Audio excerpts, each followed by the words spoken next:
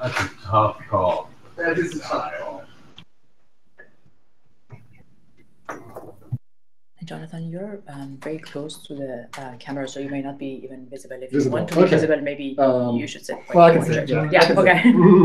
You should. I can move on. If you prefer to stand, I can also move the camera. It's fine. Okay. Yeah, we're live now. Great. Hi, everyone. Welcome to the June's Research Showcase. Today, we're going to have two presentations, both on the topic or related to the topic of detecting harassment or conversations going Awry on Wikipedia. The speakers are Jonathan Chang from Cornell University. Jonathan is in the room with us. He's a first-year PhD student working currently on this project with Christian Danescu, as well as Justine Zhang. She's also from Cornell, a third-year PhD student working with Christian Danescu. Jonathan and Justine both specialize in natural language processing and computational social science as a broad field. And then we have Yiqing Hua, who is joining us also from Cornell University. She is somewhere with Lucas. We also see Lucas from Jigsaw. And the two presentations are going to be about detecting online harassment on Wikipedia, as well as the nice data set that has come out of the big research project. So with this, I'm going to pass the mic to Jonathan. Okay, everyone can hear me just fine? Okay, so hello, thank you so much for having me here today. As mentioned, my name is Jonathan, and I am a first-year PhD student at Cornell University. And I'm really excited to talk to you today about this work that we've been doing, Conversations Gone Awry, Detecting Early Signs of Conversational Failure. In the 1990s, people had a bright view of the internet. It was seen as a tool for offering unprecedented levels of not only communication, but also collaboration between people from around the world. It was such utopian visions that led people like Bill Gates to say things like, the internet is becoming the town square for the global village of tomorrow.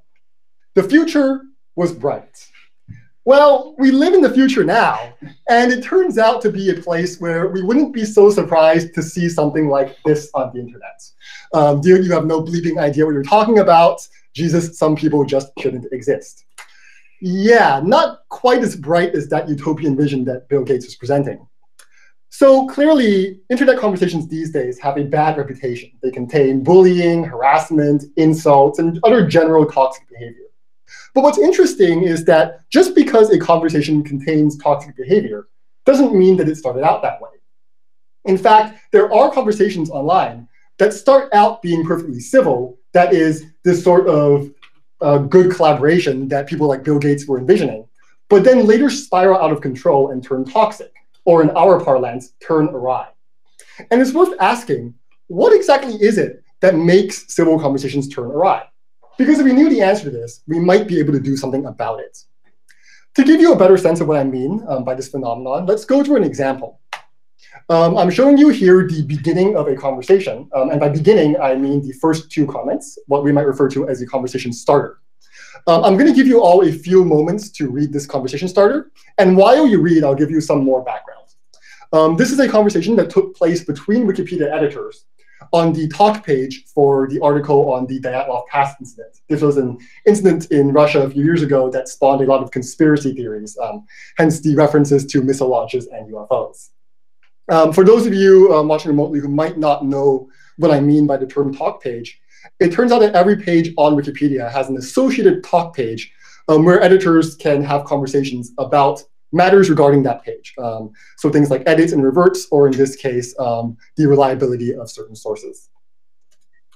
OK, so now that we've all had hopefully a moment to digest this conversation, I'm actually going to show you a second example. And again, I'll give you a few moments to read this. And while you read, some more background. This is actually a conversation that took place on the same talk page. So this is, again, a conversation from the talk page on the article for the Dyatlov Pass incident. It was between a different group of users, and it was a completely separate conversation. So these two are not connected in any way other than the fact that they're on the same talk page. All right, so hopefully we've had a chance to at least skim these two conversations. And now we're going to play a little guessing game. I'm going to tell you right up front that one of these conversations ends with a personal attack, specifically the one that you see at the bottom of your screen. And I want you to guess, just give your best possible guess, which conversation led to this attack. Now, everyone is welcome to play this game, even those who are remote. But for those who are present in the room, I just want to get a show of hands. Who here thinks that conversation A led to this personal attack? Any hands for conversation A? Don't be shy. OK, and who thinks it's conversation B? OK, so for those of you remote who couldn't see this, it seems that in the room, the vast majority are thinking conversation B. I'm afraid that I'm going to leave you all hanging for a bit and not actually tell you the answer. But the reason that I want to go through this exercise, and before I go into that, just as a quick note, if you found this fun, you can actually do more of these at an online version of the guessing game that we actually have set up. The link will be shown again at the end of the presentation. But again, I'm not telling you the answer, but the reason that I wanted to set through this exercise was to show that as humans, we do seem to have some level of intuition for when a conversation is going badly. In fact, it turns out that human accuracy on this exact same guessing game that you just played, we estimate to be around 72%. And our goal in this work is to build a computational system that can recover some of this human intuition, imitate this ability to just look at the first comments of a conversation and get a sense for whether it looks like it's going to turn awry. Now, some of you might be thinking that this sounds a lot like some previous work that's been done on detecting toxic behavior. But we stress that there's a key difference here. Where prior work has focused on classifying an already posted comment as toxic or not, in other words, operating after the fact, we aim to predict toxic behavior before it even happens. In other words, providing actionable knowledge at a time when the conversation might still be salvageable. Now, when dealing with this task, there are two high-level challenges that we need to face. First is the matter of finding cases of conversations gone awry in the first place. On Wikipedia alone, there are millions of conversations. How do we find instances of such a specific behavior? The second challenge is, how do we take these intuitive signs that are kind of difficult to lay a finger on and encode them in a concrete and formal way that can actually be programmed into a computer? Furthermore, when dealing with these challenges, there are certain pitfalls that we need to be careful to avoid. The first is confounding toxicity with disagreement. Disagreement is not a bad thing. In fact, when it stays civil, it can be a good thing. Intuitively, this makes perfect sense on Wikipedia, where you have people from around the world sharing their perspectives on the same topic. Of course, they're going to come into conflict at some points, but we want them to be able to nicely disagree and hopefully make a better article out of it. And if you don't believe me, there is literature that has shown that, yes, civil disagreement is actually healthy to conversations.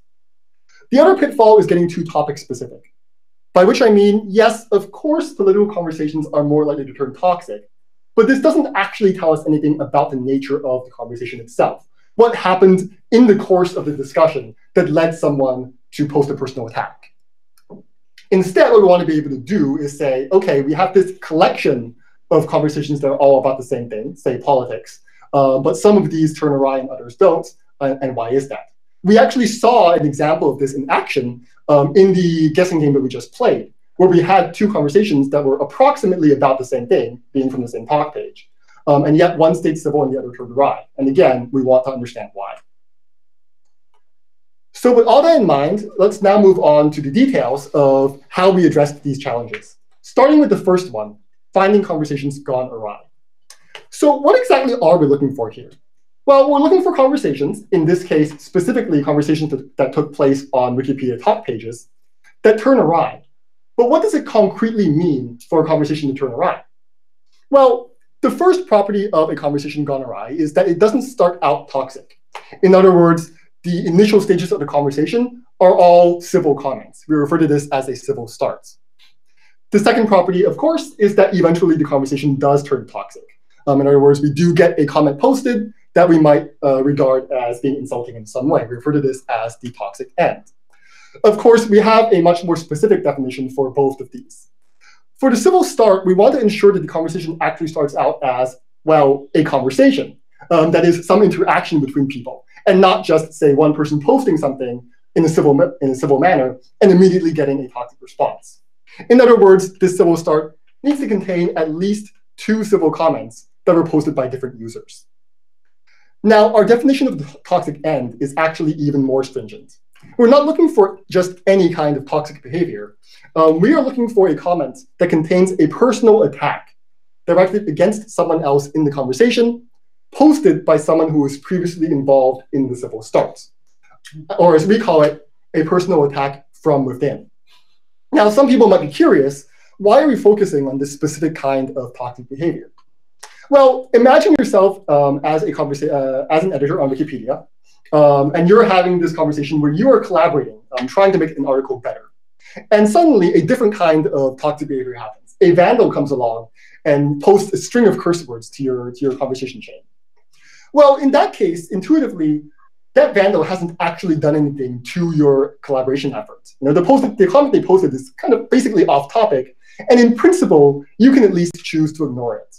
By contrast, if two of you are in the midst of this productive conversation about collaboration, and suddenly your friend turns on you, starts attacking you, you can't just ignore that because you were trying to work together, and suddenly that collaboration has been disrupted. And in fact, there has been previous work, literature in 2013, that looked specifically at Wikipedia and showed empirically that these personal attacks from within are particularly damaging. So when we talk about conversations gone awry, this is what we refer to.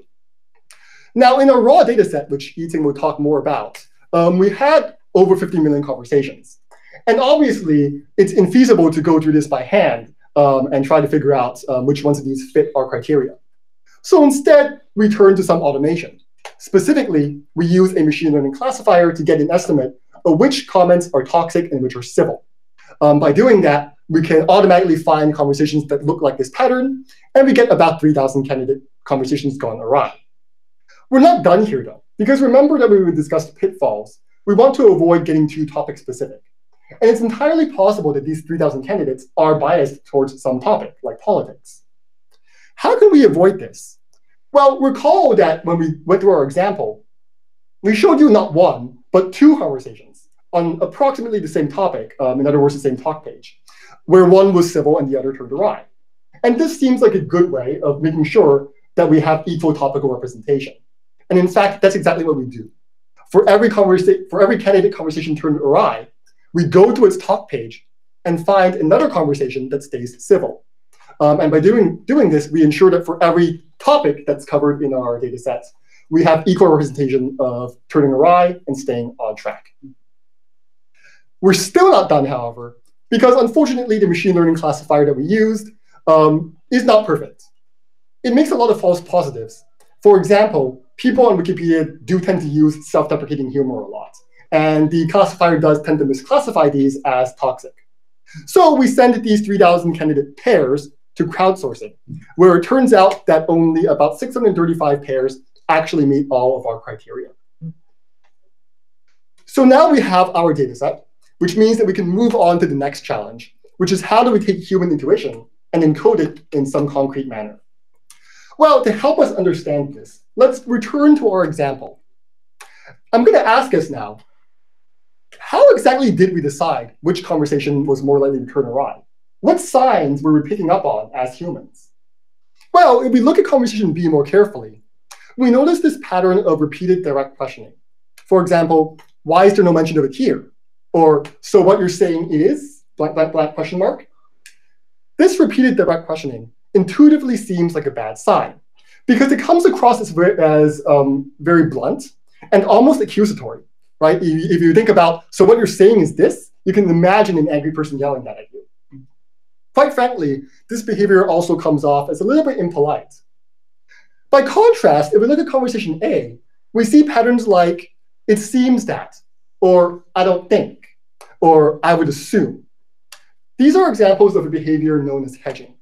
And in contrast to direct questioning, hedging seems like a good sign because it grounds what you're saying in your personal opinion, almost as if to signal, hey, I'm not saying you're wrong, but here's what I think. It also comes across as a lot more polite. Now, I keep using this word polite, and that's not a coincidence. It turns out that both hedging and direct questioning are examples of a broader set of behaviors known as politeness strategies. In general, what a politeness strategy is it's a phrasing choice that indicates politeness or the lack thereof. The reason that we're so interested in politeness strategies is that it turns out that there's some theoretical basis for thinking that politeness might actually influence the future trajectory of a conversation.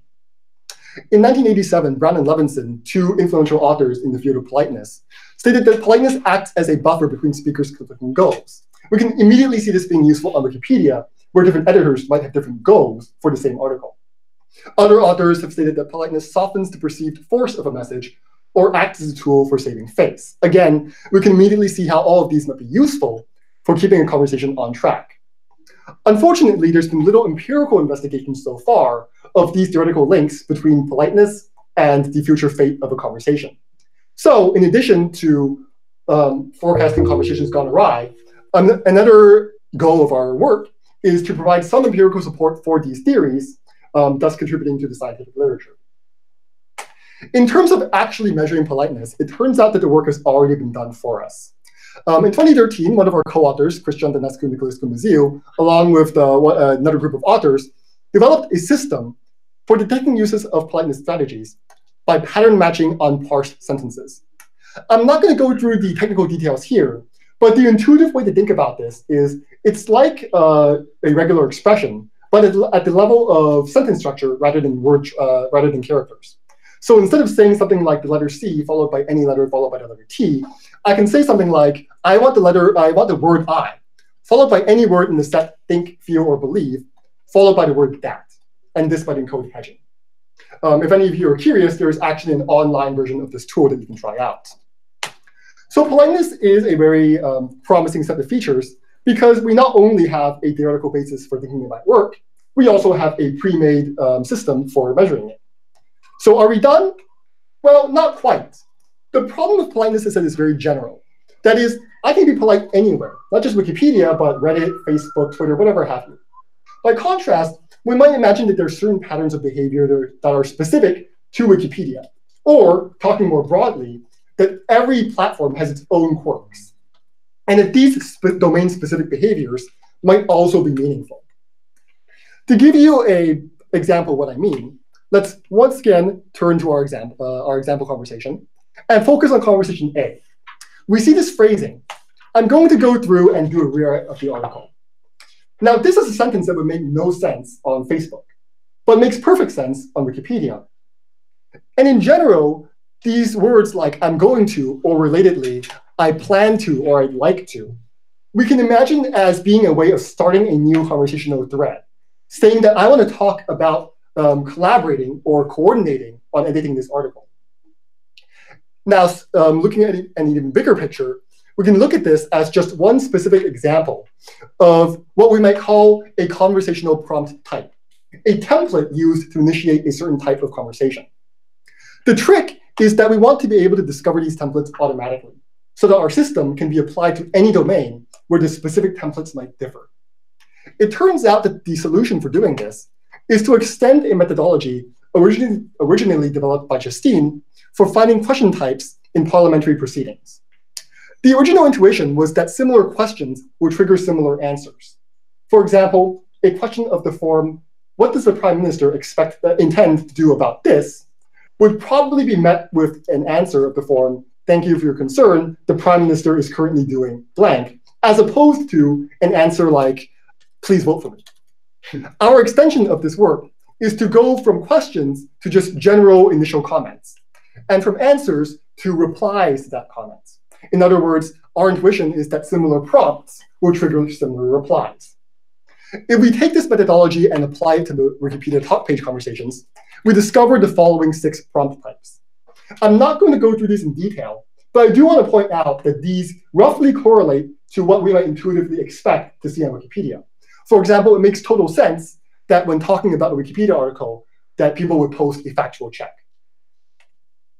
So we now have a powerful set of 2 features. And the key question of interest is, how well do these actually correspond to human intuition? Well, there's 2 ways that we can approach this question. The first is to see if any features are significantly more likely to show up in Awry training conversations as opposed to on-track ones. The other approach is to use these features to create a machine learning classifier that plays the same guessing game that we had you go through at the beginning of this talk. By comparing the performance of this machine learning model to human performance, we can get a rough estimate of how much human intuition we're actually managing to recover. So let's start with the first approach, looking at individual features.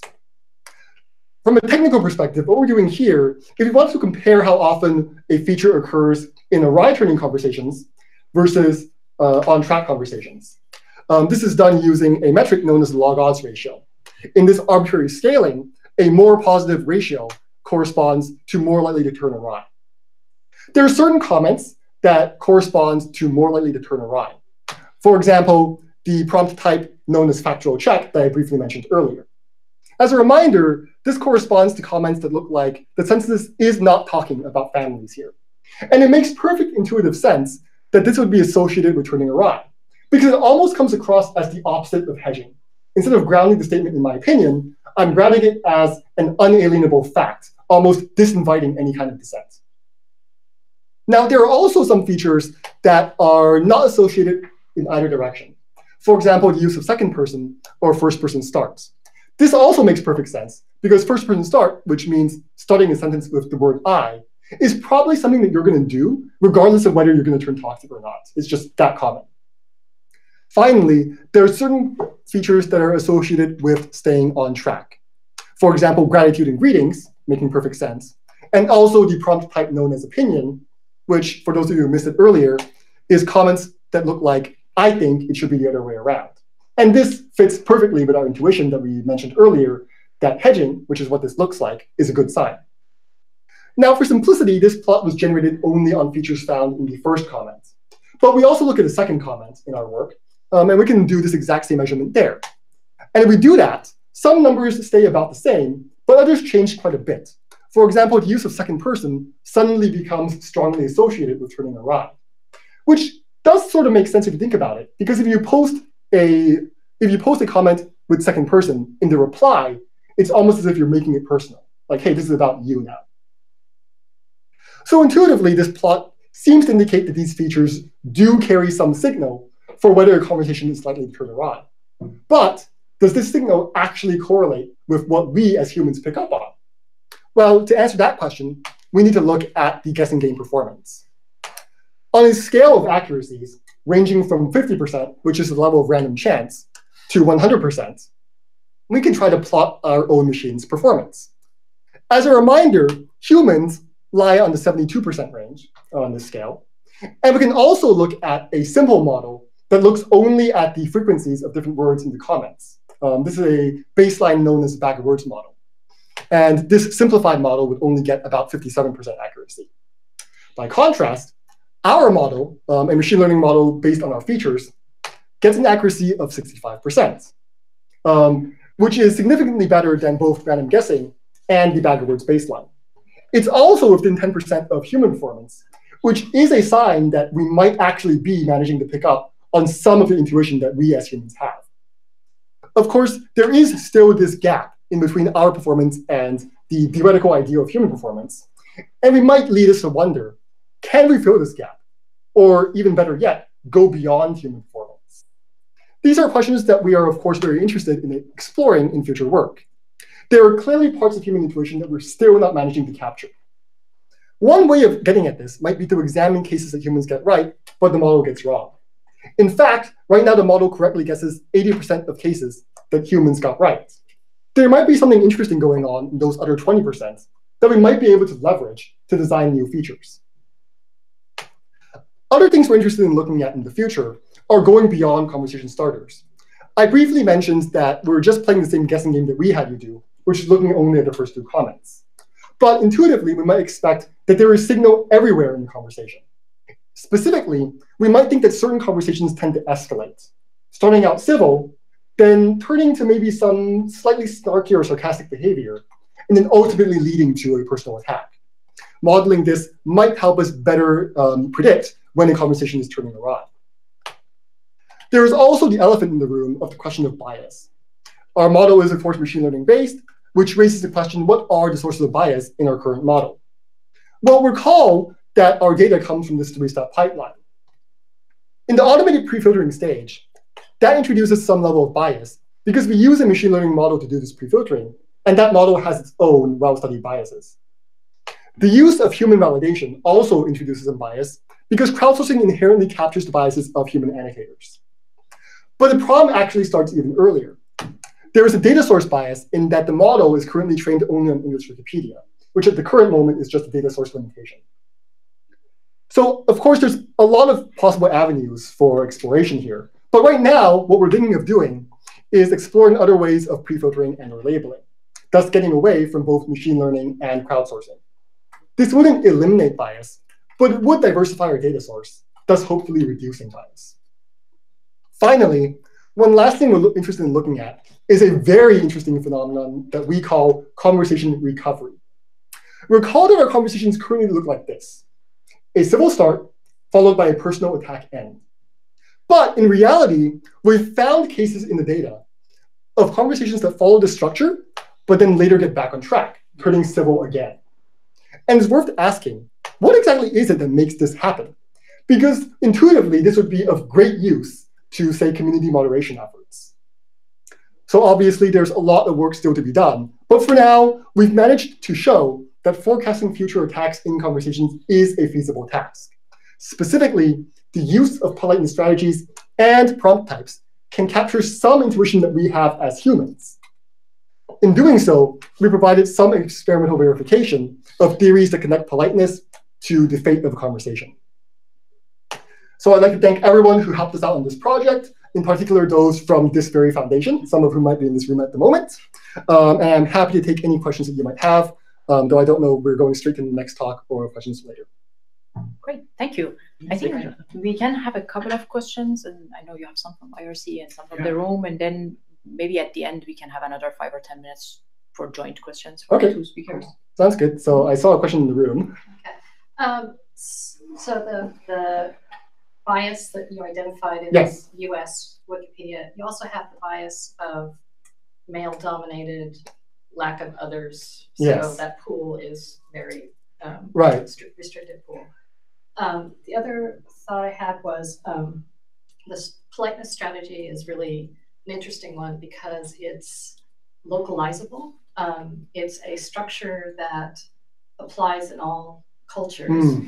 And I had done a qualitative study a while back where I took conversational form, like going from being total strangers to being best friends, and trying to map out that path, and learned that that polite conversation, topics of polite conversation changed when you're going from even from Spain to Germany, for example. And Spain and India had similar formats. So things like when you use facts, when you're looking for character cues, when you're looking for values, when you're looking for preferences, those 4 categories of conversational signals switched. And so I think that might be something to think about.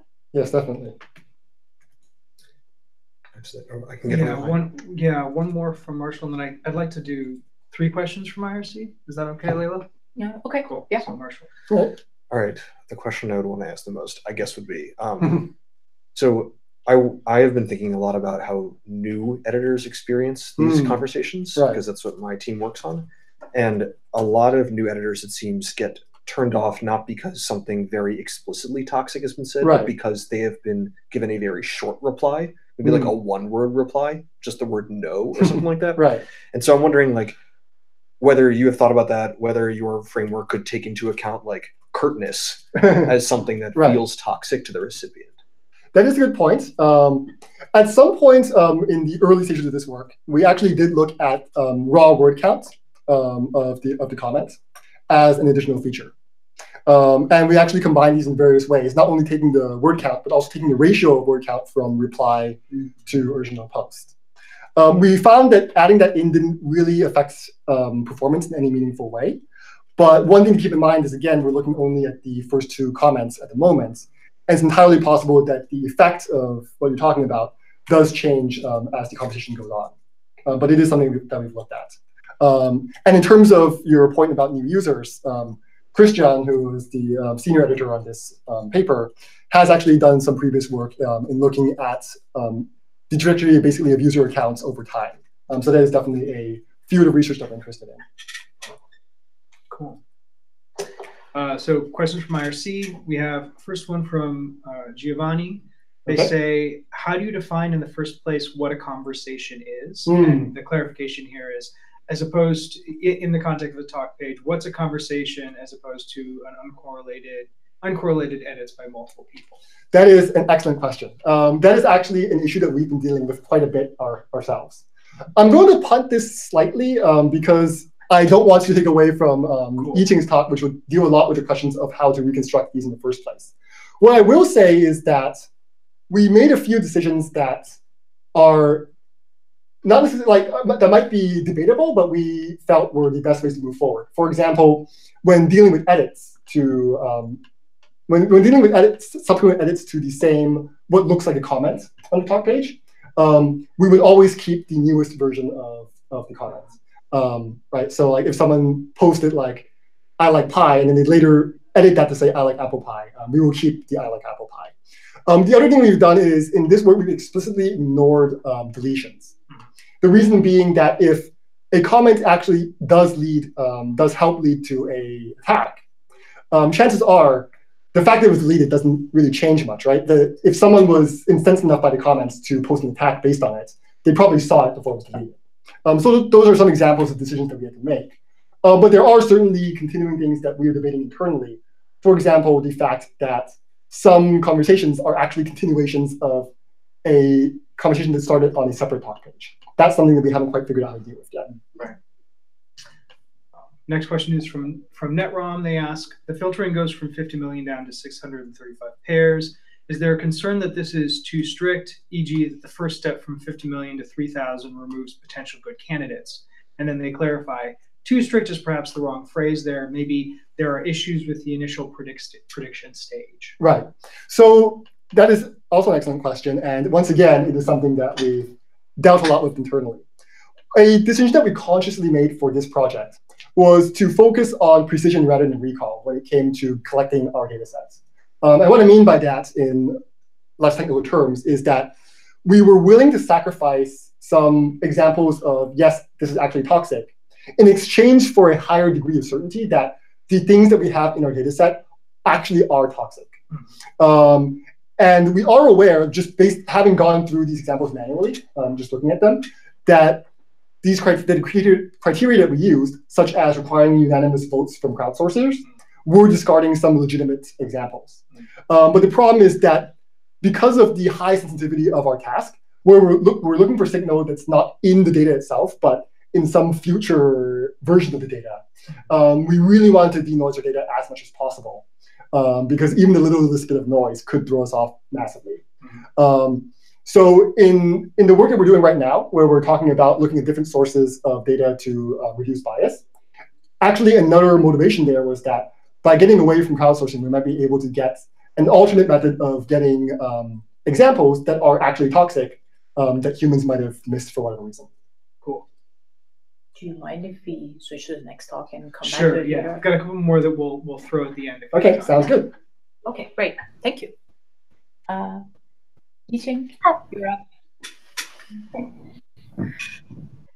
Oops.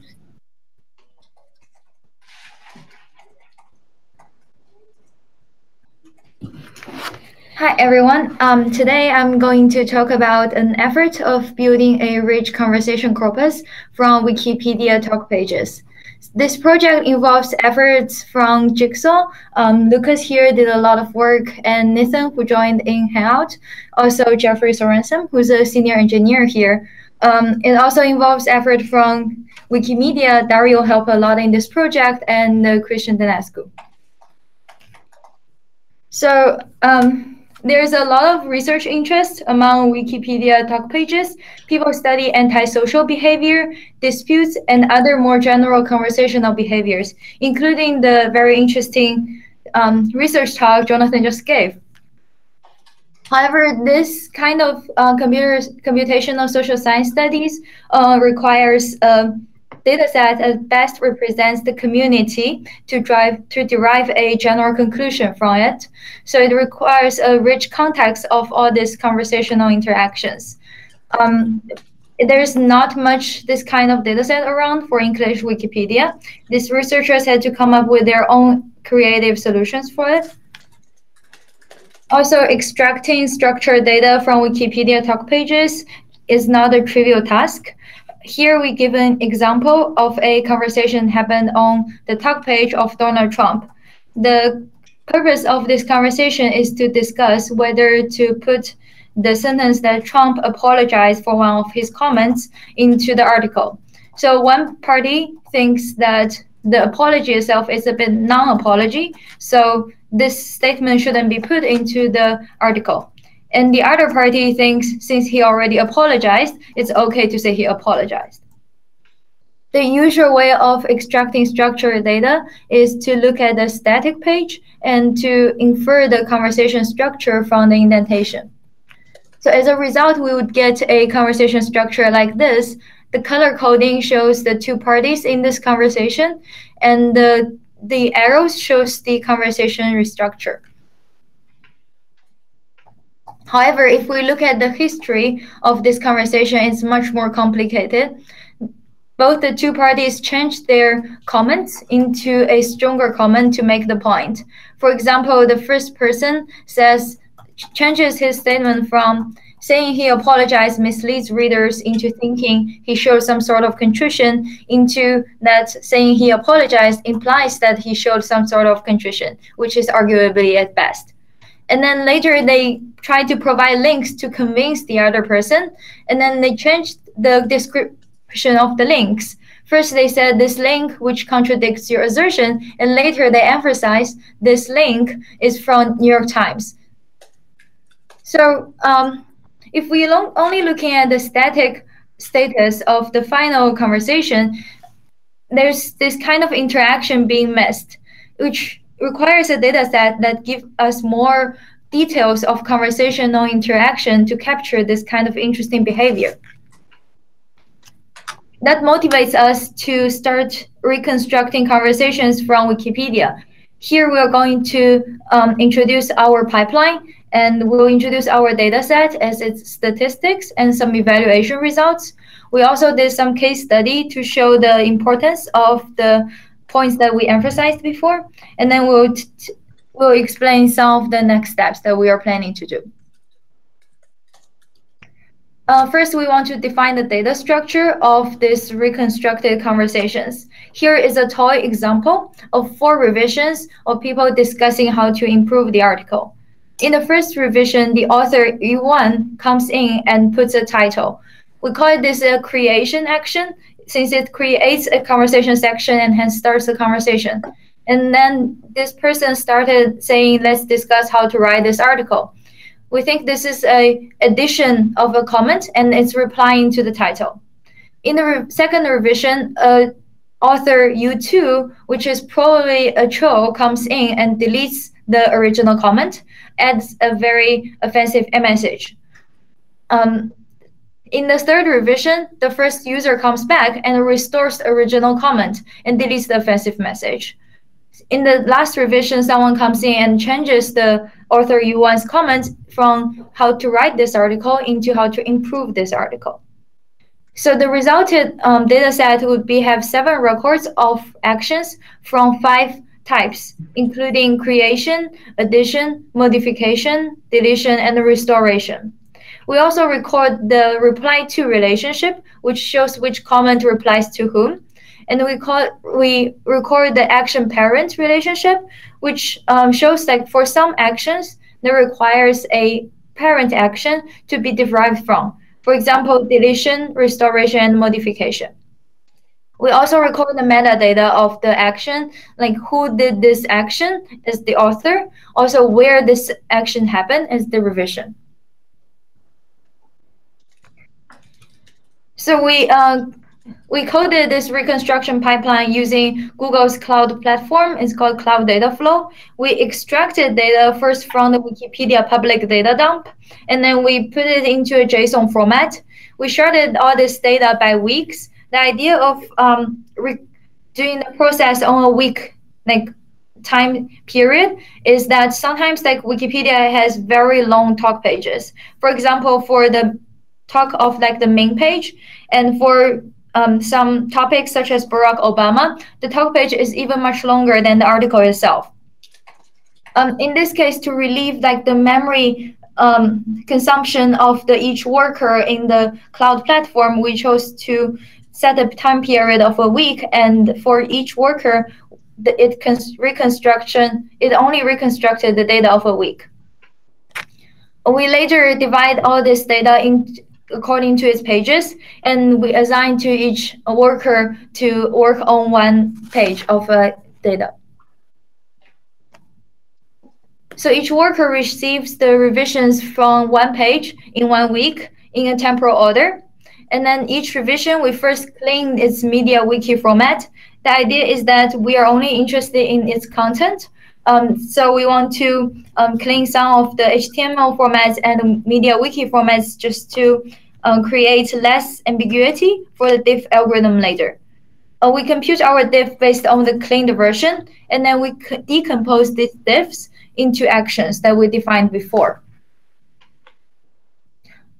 In the process of reconstruction these conversations, we maintain a data structure named the page state. It records offsets of comments of those that are present on the page. The idea is that we can distinguish comment additions from modifications using this structure. Looking at this example, which is the conversation in the talk page of Donald Trump, here we not only have the comments, we also have boundaries for each comment. So if there's anything happens, any changes, insert into a character or delete a character, happens in the boundary of C2, which is this, the first comment here, we'll say this is a modification to the comment. But if there's any changes happening outside of the boundaries, there might be an addition. Also, if there's a deletion, including deleting the whole comment, like for example, C3, the whole thing is deleted, then this is a deletion. We're also looking at the newly added contents. So the idea is that there might be an original content being added in. It could also be restoration. To identify restorations, we keep another data structure, which is a list of deleted comments, and then we compare to see if the contents show up in this deleted comments. So each comment here expires in 2 weeks, which means we only consider users bringing back comments that deleted in 2 weeks time span. The idea is also because deleted comments can be limitless, so we want to keep like the memory consumption reasonable. Also, we think it's kind of unlikely for people to go back to the very beginning of a page and bring back that content. The resulting data structure will be as follows, as we just discussed before. It will be a table of records with actions coming from 5 types. The resulting dataset has 3.6 million users. We encompass 16 million talk pages, and they have 72 million revisions. We reconstructed 48 million conversations from 55 million actions. We conducted evaluation.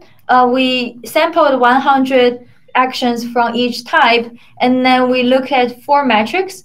First is whether the type has been classified correctly. Second is whether the boundary of the comments has been identified correctly. Also, we look at the two relations among actions. First is the reply to, and second is the apparent action. The overall accuracy is computed by weighting this per type accuracy based on the proportion of each type in the dataset. We can see most of the actions in this dataset is creation and addition, but there are still like around 30% of the actions that were not really captured, that cannot really be captured if you look at like a static conversation. We also look at into these arrows and to see what caused these arrows. We do find like many of these arrows coming from HTML parsing. Sometimes it's not like all the formats are cleaned out. Also, a lot of these arrows coming from ambiguous diff. So diff itself is a very hard job. We've seen data such as in the talk page of Harry Potter, people would talk about the whole how to change this article to make it better, and of course, the name Harry Potter would occur multiple times. But later, someone comes in and clears the whole page and just adding one sentence saying Harry Potter sucks. In this case, it should be like someone deletes all the comments of the previous page and then adds one new thing in. But a diff algorithm that's usually based on longest common subsequence would trying to match the later Harry Potter to one of the Harry Potter occurrence in before.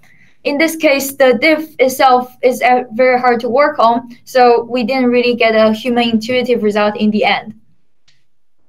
Also, 18% of the error comes from complicated user behavior. Jonathan has mentioned in some cases, conversations can happen somewhere and be moved to other places. In this case, the diff doesn't really tell us there was a conversation happening before, so we don't really have that kind of structure kept. Also, we didn't account for behavior such as replying in line. For example, someone would say a paragraph and points out 3 questions. Someone else would come in, just answer right under the paragraph. In this case, the whole thing would be treated as a modification, and many of the actions are actually misclassified as modification. That's why modification action has a fairly large error rate. We also have 30% of the error, so we are not very sure about why it happens. So we did 2 case studies to look at to examine our data set and to look at how this data set could bring us to new research directions. The first study we look at user coordination. The idea of coordination is that in a conversation between A to B, to what extent B adopts A's language patterns. In this case, the language pattern is a functional words matching. For example, on the right side, we see a conversation between a man and a woman. He said, "At least you were outside." Least here is a quantity word. And then she said, "It doesn't make much difference." In this case, the word least and much matches together in its like function words class. So the coordination value would be how much they match each other on this like function words, and minus the probability that they just tend to use this kind of function words very often.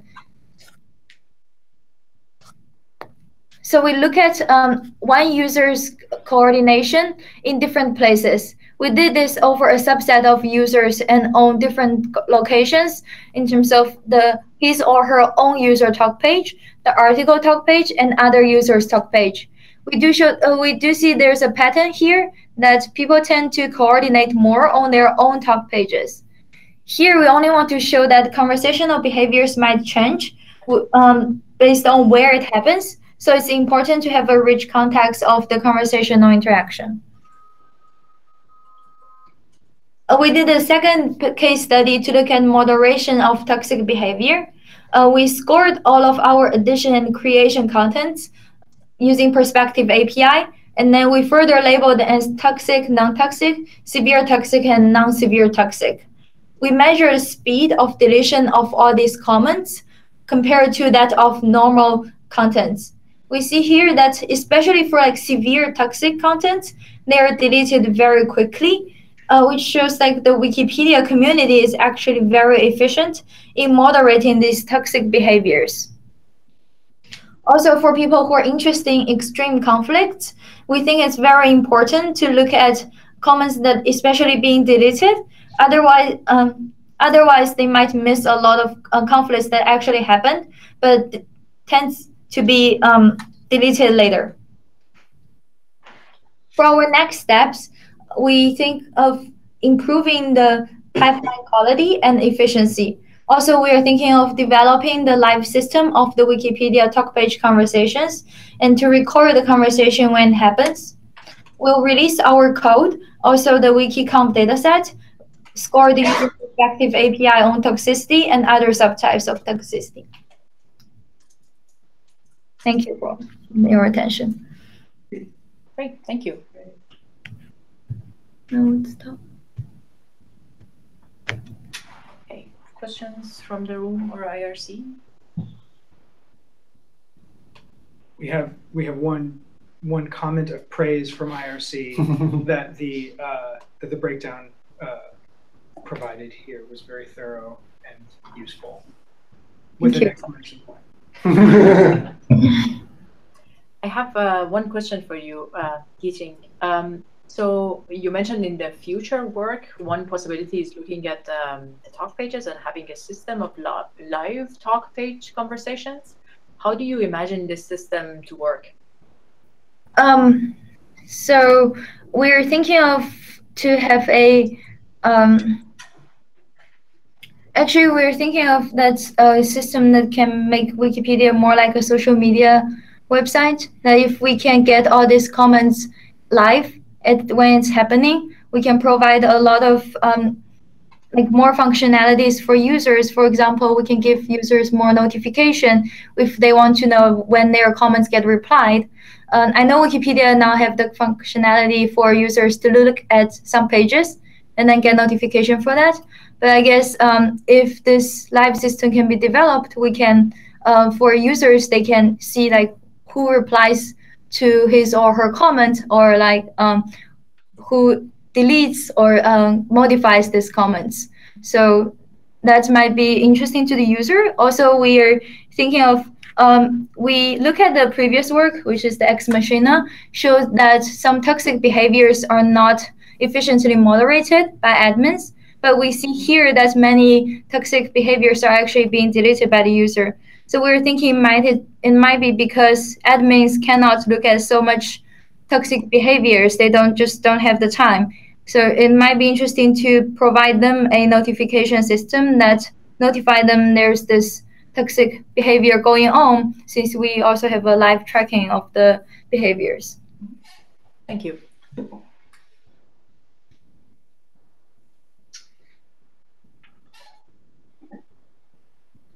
Questions in the room?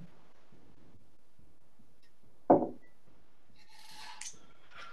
I've got a couple that we're storing from the first presentation, but I suppose that these could be answerable by either of the researchers. So first we have eWit, who asks, how is toxic behavior operationalized here? Is it profanity, name calling, etc.? Right. So to answer that, so the first thing is that we're not looking only at toxic, like we're not looking at toxic behavior in general, right? So we have this very specific family of toxic behaviors where something is an attack against someone else in the conversation, personal attack from within. And whether or not a comment is a personal attack from within, that's actually something that we rely on crowdsourced workers to answer for us. So what we do is we provide a definition of personal attack. And the definition is it's the comment that's rude, insulting, or disrespectful towards the commenter or the commenter's actions. And we ask the crowdsourced worker, okay, well, does this highlighted comment meet that definition? So is it a personal attack? And if they answer yes, we then also ask them, who is the personal attack targeting? Mm-hmm. And they have the option of saying it's someone else in the conversation, in which case we ask them to specify, or they can say it's a general group or someone else outside the conversation. So that's the way that we that's the version of personal attack or version of toxicity that ends up being in a final data set. Okay. Cool. So this is actually, this next question is related. This is from Computer MacGyver, and they say, could the speaker say a bit more about how they hope to move away from both the crowd and existing automated models to identify toxicity? Right. I'm going to keep my answer slightly vague here because we're still in very early stages of work on this. But the idea is that we might be able to use features of Wikipedia as a platform to get estimates of what's going on here, right? So in her presentation, Justine mentions that, well, it turns out a lot of toxic behaviors are being deleted. And given that their data set has a record of this, that might be a tool that we can use to bring in not as a replacement for, but in addition to the use of, say, crowdsourcing and automated tools. Awesome. And then one more question from IRC. This is another one from NetROM. And they ask, is there a reason why the performance gain will come from getting the remaining 20% of false negatives right, or is there something to learn from the 28% that humans got wrong? That is an excellent point. That is actually something that I didn't bring up during the presentation, but I think is absolutely correct. Unfortunately, what I don't have for you, I don't have the numbers for that phenomenon, right? So we know that there's 20% that humans get right and that we get wrong, but I don't have the number in the other direction, although that is something that I could compute. Awesome. I have a question. Which one did turn toxic, conversation A or B? Great point. I've been worrying about it for like an hour. So I really like this example. It's actually the same example that we use in the paper. Because everyone we ask about this, not just you guys, but like the humans that we asked to get that 72% number, everyone seems to think it's conversation B. Yeah. The truth is it's not. It's actually conversation A. And if you actually go to the conversations on the talk page, what's actually going on is that both of these conversations go on for a really, really long time, which is what I was getting at when I mentioned, well, there is a signal outside that initial exchange. The other thing I really like about this example is that it, to some extent, it showcases this phenomenon of conversation recovery. Because to a certain extent, you can think of conversation B as already leaning slightly toxic, right? Like, oh, so what you're saying is this, very accusatory, right? And yet it doesn't end with a personal attack, which implies that at some point, the other user kind of brushed off that accusation, or even better yet, that they somehow made up. But you shouldn't feel bad for guessing conversation B, because that's what everyone guesses, and that's the reason that this is such a great example. Do you think that there's a turning point, like in conversation A, that actually then makes a difference? We think there might be, and that is one major motivation for wanting to go to more sophisticated models that could account for the rest of the conversation. I have a question following up on that. This is a pretty broad thing to be calling a question, but I have a wondering. So I kind of wonder if you were to go through one of these long conversations and have people rate and kind of show them each subsequent comment in the conversation, and based on that comment and everything that came before, right? If you could ask them to kind of reassess the likelihood that the conversation was going to go bad, right? And looking at that, whether you could see any kind of general tendency on conversations, even if the initial dyadic interaction doesn't look toxic, if you could see any tendency towards, increasing predictions that something is going wrong, even if there are no explicit signals of personal attacks yet, or if it tends to be more that, it's kind of hard to figure out, on an ongoing basis until somebody just plows in with, you're all monsters or something like that. Yeah, I think at the moment our intuition is to say that, yes, we do think that doing this kind of iterative approach, looking at conversation as it plays out, will make a difference. But of course, we don't have any evidence of that yet, which is why this is an approach that we're so interested in looking at. Yeah. Quickly check IRC again, because I looked away for a minute. Nope, nothing yet. Okay, then let's thank our speakers and see you all in July. Thank you. All right, thank you very much.